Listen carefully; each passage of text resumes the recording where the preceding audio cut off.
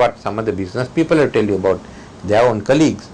So you have to have a clean sweep this time of the politicians, the businessmen and others who have been involved in corruption.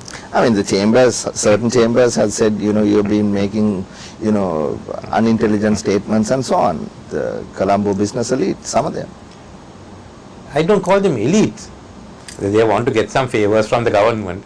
Some of the guys want a free trip to Beijing to do business. Someone wants to go to New York.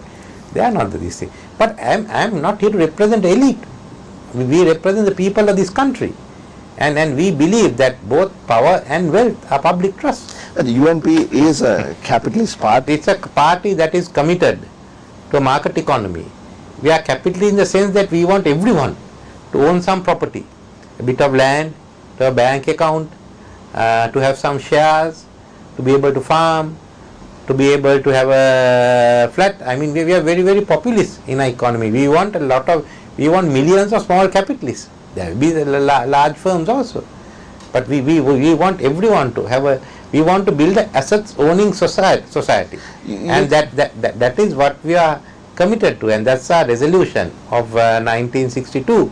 If you look today, all the land that have been distributed on time of D.S. Sen Nayak, all the houses that Mr. Premadas and others have built, the ETF which we have started, all the small businesses that we have encouraged people, allow people to get vehicles.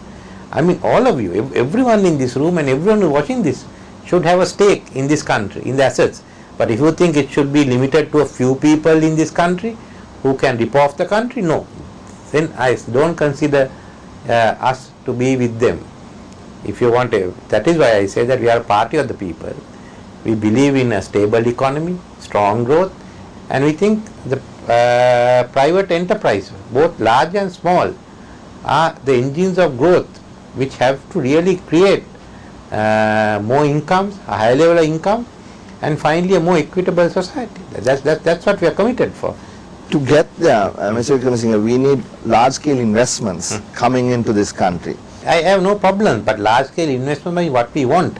Now, today we are a nation that's building condominiums, and we are selling them off at 30-40 million rupees, when young people are just married, working in those companies can't barely afford to get housing. You look, at some stage you are going to have explosion in this country. If an ordinary person can't buy a house, if an ordinary person can't buy a flat, if you can't put your child into a school, give him a good education, either they are going to leave or they are going to go on the street against the system. That's all that I can say.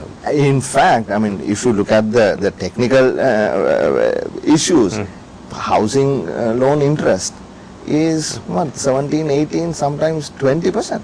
You got to look at a new law on housing mortgages, get concessional interest. That's time. We are not looking at it. I am not against condominiums coming up, provided that we are also giving housing to the average people. I think there is about 500,000 to 1 million people in this country, which you call middle income or low income, who requires housing.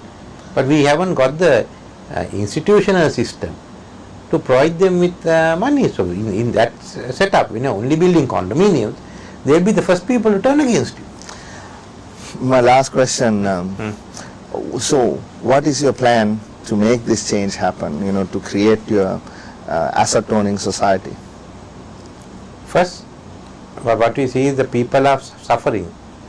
It is difficult for an ordinary person to live. It's difficult for an average businessman to carry on his business. Everyone is getting affected. So we are starting this new movement, Duka Nivana Aragale, which is basically mobilizing the people and resorting to direct action against the government until such time as we can exercise our sovereignty to elect a new government, elect a new parliament and a government. Once that is done, the rest we can put into place. So what we want is for everyone to help us in this movement, because it's not for the UNP, it's not for the Jatika Sabha, but it's for the people itself. I don't think any government in the world can afford to stand up against its own people. As long as we are silent, they can get away with blue murder.